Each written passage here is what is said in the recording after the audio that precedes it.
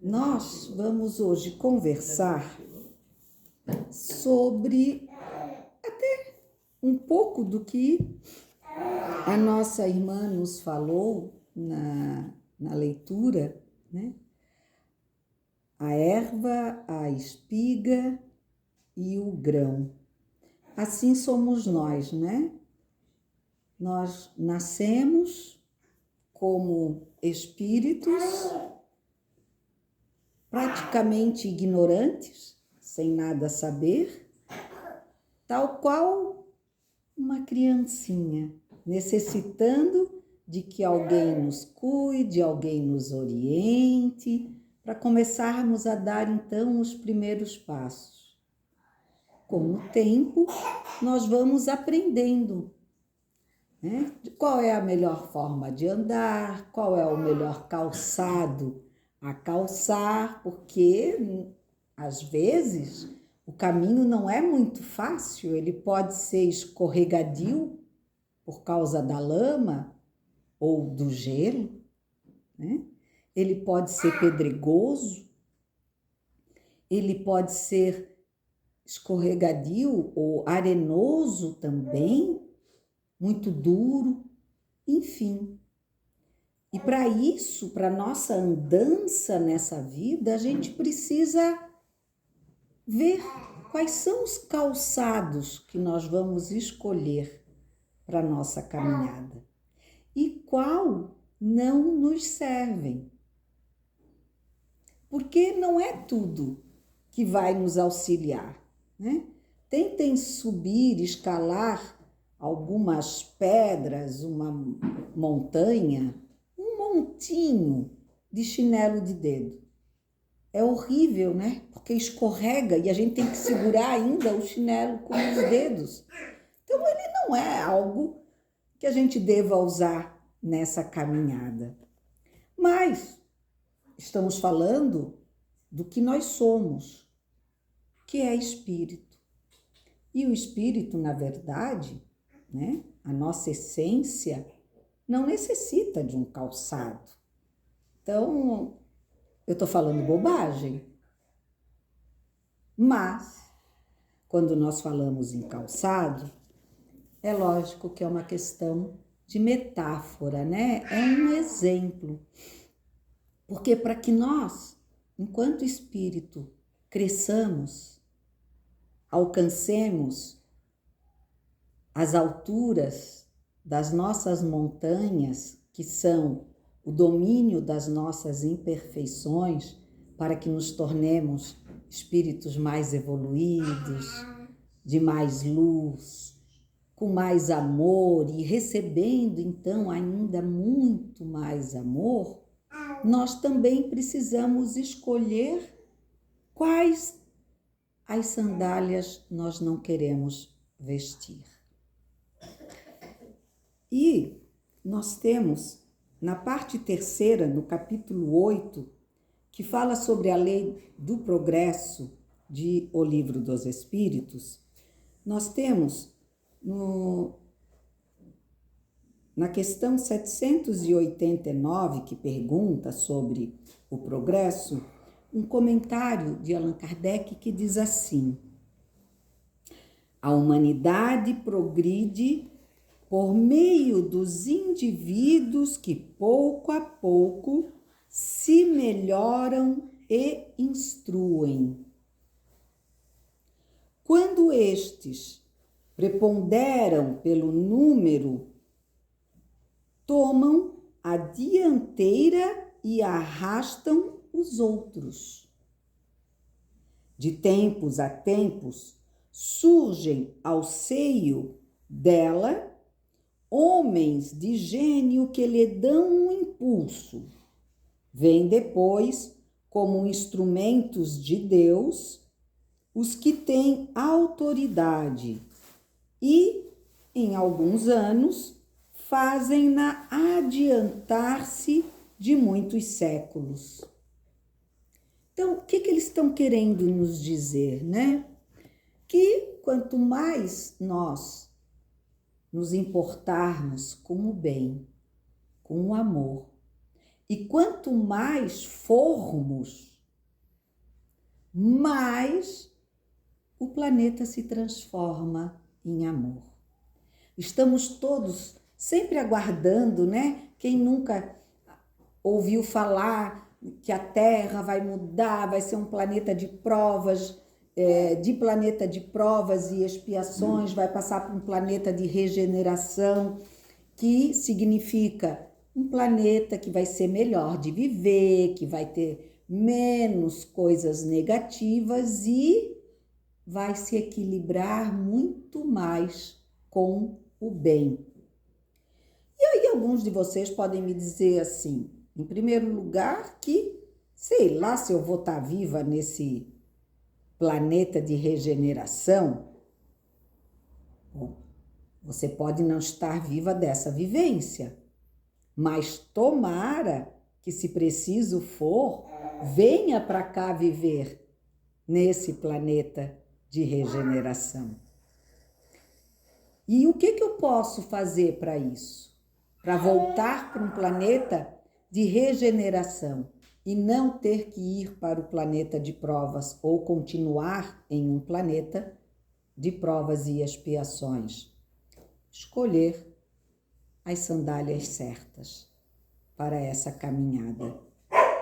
Quanto mais nós nos comprometermos com o amor, em nos amar e amar ao outro, ao próximo como a nós mesmos, sendo que esse próximo não é apenas a minha mãe, o meu pai, os meus irmãos, o meu marido, os meus filhos, mas é o próximo que passa pela gente nas esquinas, que vem ao nosso trabalho, seja ele de que tipo for, qual for, pedindo um auxílio, um esclarecimento ou alguma indicação, ou que possamos resolver-lhes algum problema.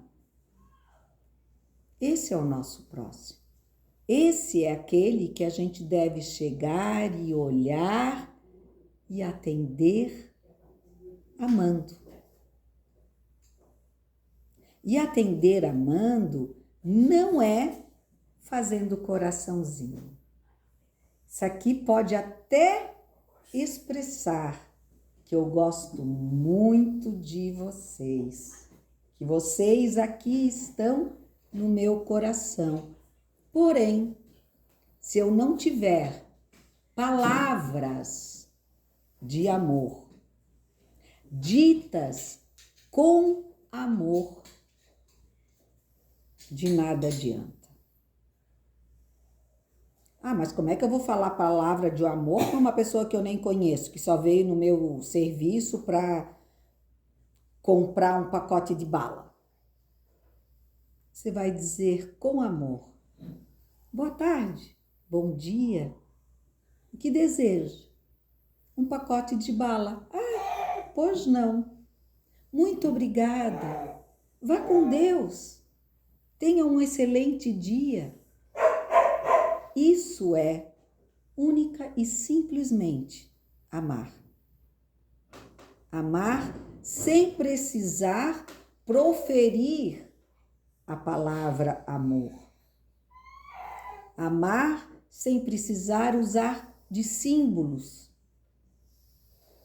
Porque mais do que ouvir um eu te amo, nós precisamos sentir.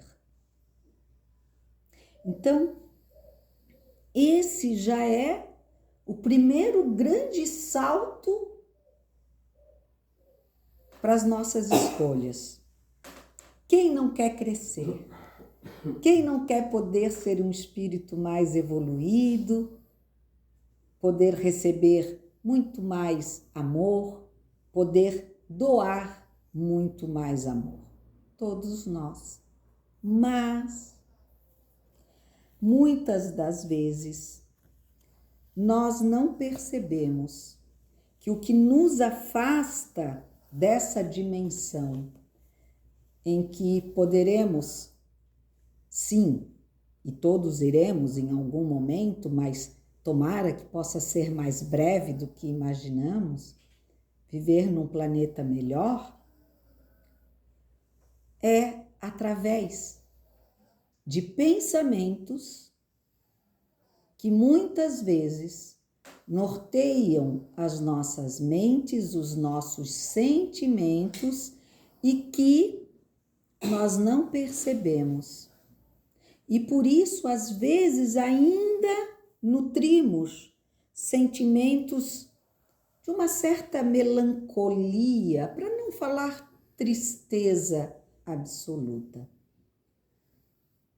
E sabem o que normalmente nos torna tristes? Uma coisa que normalmente a gente diz assim, eu não sou assim. A inveja. Alguém aqui vai dizer que é invejoso? Eu também achava que eu não era. Ciumenta? Eu? Imagina! Eu dou todas as minhas roupas, não tenho apego a nada. Será? E quando a gente menos espera, a gente fica sabendo de uma notícia ótima, maravilhosa para alguém, alguém que a gente acredita não merecer. E aí a gente faz o quê? Não, mas eu não sou invejosa pela conquista. Claro que não. Eu só acho que essa pessoa não merecia. Pecado duplo. Porque julgou, e quem sou eu para julgar se o outro merece ou não? Se caminhou certo ou não? Eu não tenho nada a ver com a vida do outro, a não ser o compromisso de amá-lo. E, no fundo, quando a gente não gosta da vitória de alguém, merecida ou não a essa pessoa, é porque a gente sente ciúme. Porque no fundo, a gente queria ter tido aquela vitória. Mesmo que ela talvez não trouxesse nada a mais do que nós já tenhamos. Mas que talvez nós tenhamos trabalhado e nos esforçado muito mais para conquistá-lo. Aí vem o ciúme. Por que o pai abraça o filho pródigo e dá uma festa para ele, em vez de olhar para mim que estou aqui todo dia trabalhando? Não foi assim a história do filho pródigo? Ele já tinha recebido tudo, o pai tinha dado tudo para ele. Ele só queria era a presença do outro filho ali do lado dele. O pai não tirou nada daquele filho que trabalhou e cumpriu com tudo que pretendia e podia nas suas terras, com as suas riquezas. Mas ele apenas quis abraçar aquele filho que voltou e que não ia ter, pelo menos naquela vivência, jamais a riqueza que o filho que com ele ficou já tinha. Mas, a partir do momento que o pai ficou feliz pelo filho que foi resgatado, o outro sentiu ciúme. Porque o ciúme é isso. Hoje eu estava vendo um programa que estavam falando das aranhas, né? E normalmente a gente morre de medo daquelas aranhas grandes, né? A gente vê aquilo, parece apavorante e tal. Só que a mais venenosa de todas é uma pequenininha, que a gente não dá bola nenhuma para ela. E ela pode fazer com que nós percamos até um membro, um pedaço do nosso corpo. E o ciúme é isso. É uma aranhazinha pequena que vai corroendo, não é a nossa carne, mas é o nosso interior, é o nosso pensamento, é o nosso sentimento em relação e em função do outro. E isso tem como primeiro ou um dos primeiros sintomas a melancolia, a tristeza, o sentir-se só e abandonado pelo pai, que nunca deixa de olhar pelos seus filhos. E por que a gente não vê isso? Porque nós estamos cegos pelo ciúme, pela inveja. E é esse tipo o mais cruel, porque ele se transforma a ponto de que nós acreditemos que ele não está em nós, que ele não existe. Não, eu não sou ciumenta.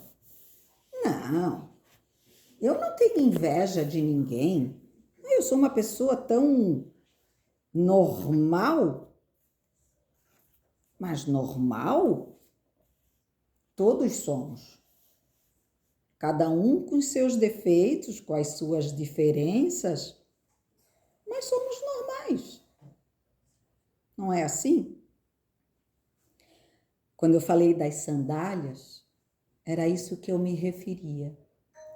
Nós queremos tanta mudança, nós queremos tanto amor, tanta igualdade nesse mundo, mas nós não estamos nos trabalhando para podermos sermos dignos desse mundo de amor, de paz.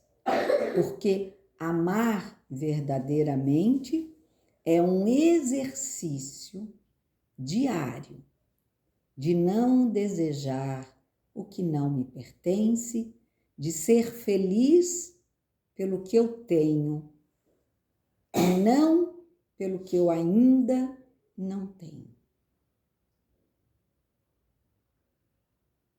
Sabem que na parte 4ª do Livro dos Espíritos, no capítulo 1, que fala sobre das penas e gozos terrestres, né? E também da parte, deixa eu achar aqui,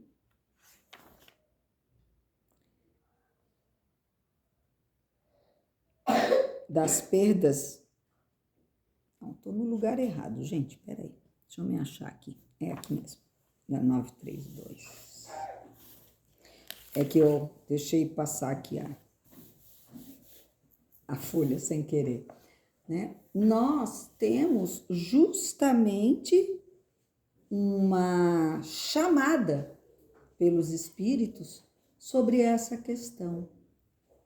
Porque quando nós ainda somos crianças aprendendo a andar, a gente não tem a ideia do quanto a inveja e o ciúme podem nos trazer frustrações. E enquanto a gente alimenta conscientemente ou não esse sentimento, quando a gente continua calçados com as sandálias da inveja e do ciúme, nós somos infelizes. Deixa eu ver se está aqui. Aquele que só vê felicidade na satisfação do orgulho e dos apetites grosseiros é infeliz. Desde que não os pode satisfazer, ao passo que aquele que nada pede ao supérfluo é feliz com o que os outros consideram calamidades. Às vezes a gente fica tão indignado, né? Ai, a minha cama é ruim, o meu colchão não é bom, a minha casa é feia. Ai, eu queria um carro mais novo, ou enfim, ou eu queria um carro, não queria andar de ônibus. Parece que tudo isso é que poderia nos trazer felicidade. E aí a gente pega aquele ônibus todo dia infeliz e emburrado. Né? E fica o quê? Mais feliz?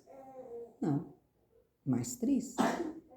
Porque a gente calçou o ciúme e a inveja.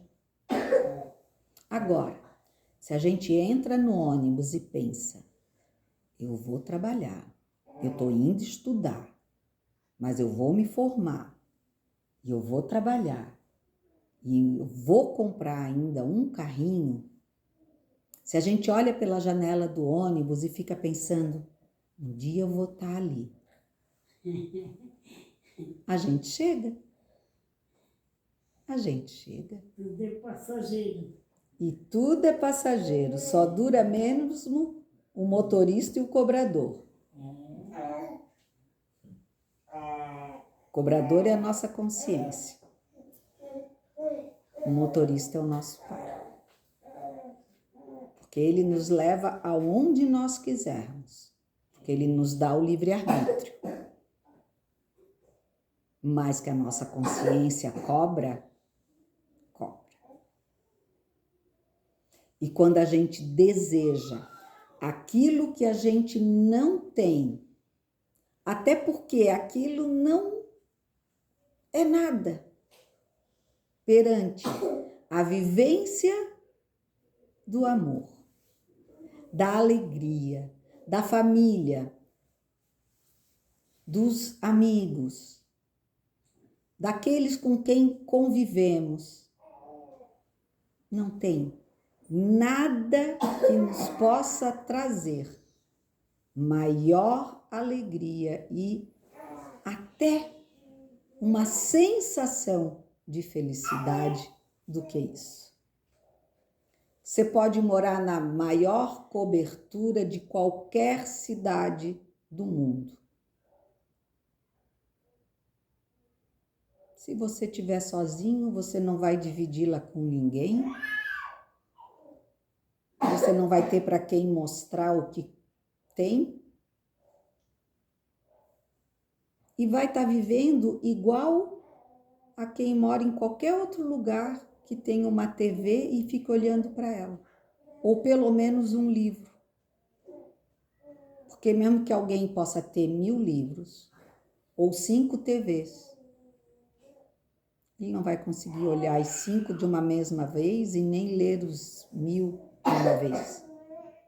E quem mora numa pequena casa que tenha uma pequena TV e talvez só tenha um livro, tem a possibilidade de ir numa biblioteca e pegar um outro, quando acabar aquele.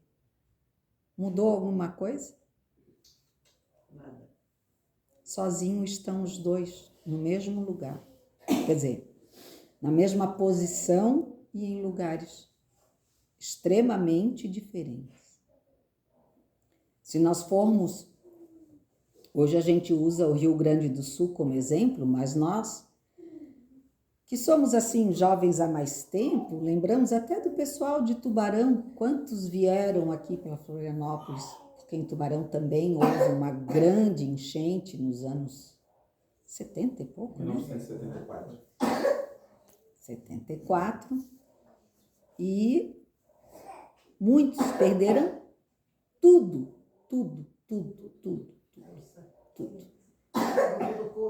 Hã? Só com a roupa do corpo. Só com a roupa do corpo. Como aconteceu, né, no Rio Grande do Sul. E Blumenau, e a gente sabe, né? São vários locais. Então, pergunta para essa pessoa se a blusa que tem um furinho na gola, ela vai querer. Se a jaqueta que não está mais na moda, se ela vai vestir com o frio que estava no Rio Grande do Sul. Vai vestir na hora. Então, e isso será para ela o quê? Uma tristeza? Para a maioria, uma felicidade. Ai, obrigada, obrigada. Gratidão que ganhou a vida.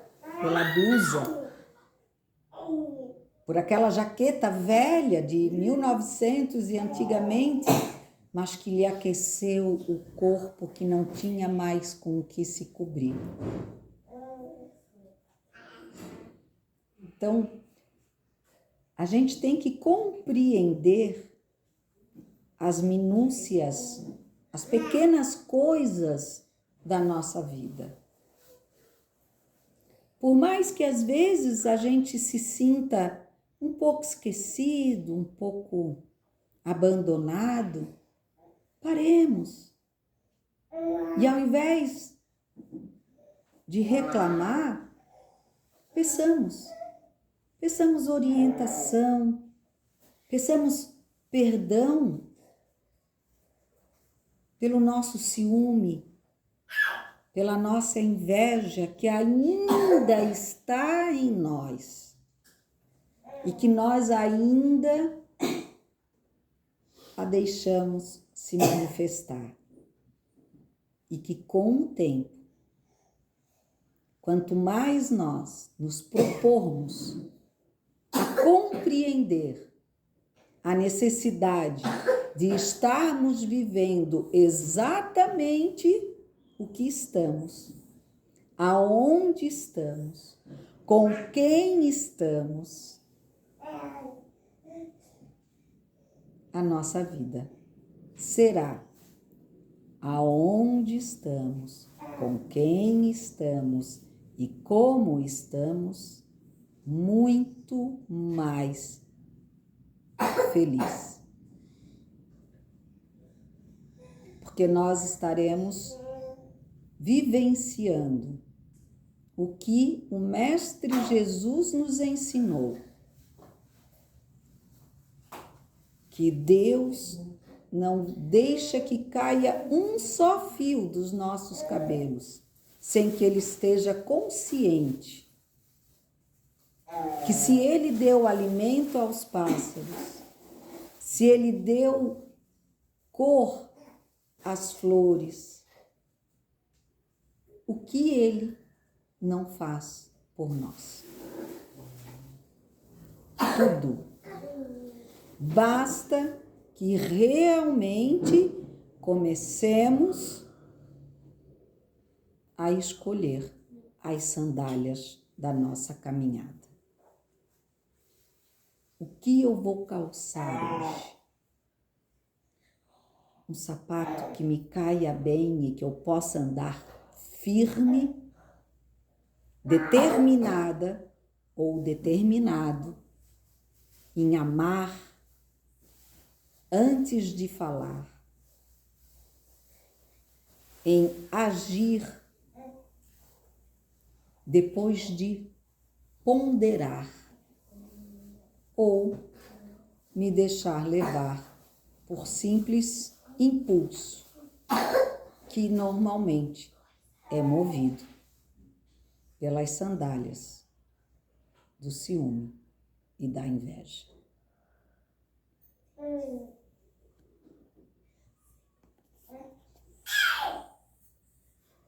Referimo-nos ao homem civilizado, porquanto o selvagem, sendo mais limitadas as suas necessidades, não tem os mesmos motivos de cobiça e de angústia. Diversa é a sua maneira de ver as coisas. Como civilizado, o homem raciocina sobre a sua infelicidade e analisa. Quer dizer, a gente procura o que não tem para poder ficar mais infeliz. A gente cutuca a ferida para que ela não pare de sangrar. Por isso é que esta mais o fere, mas também lhe é facultado raciocinar sobre os meios de obter consolação e de analisá-los. Essa consolação ele a encontra no sentimento cristão, que lhe dá a esperança de melhor futuro, e no Espiritismo, que lhe dá a certeza desse futuro. Porque a nossa felicidade não é e não está nesse mundo e no nível que nós ainda, muitas vezes, persistimos em ficar, colocando o dedo na ferida, procurando as infelicidades, para que não sejamos dignos de sermos simplesmente felizes. Assim o era, por exemplo, São Francisco de Assis, que nada tinha, mas se sentia feliz ao escutar o canto dos irmãozinhos pássaros, a beleza das irmãs flores e assim sucessivamente. Nós temos muito, muito para sermos felizes. Porém, valorizamos muitas vezes aquilo que não temos. Enquanto tudo que temos de graça e que é perfeito para nós, muitas vezes nós damos as costas e não percebemos. Então, que possamos abrir os olhos, calçar as sandálias da boa vontade, do querer mudar. Porque mudar é uma coisa que demora.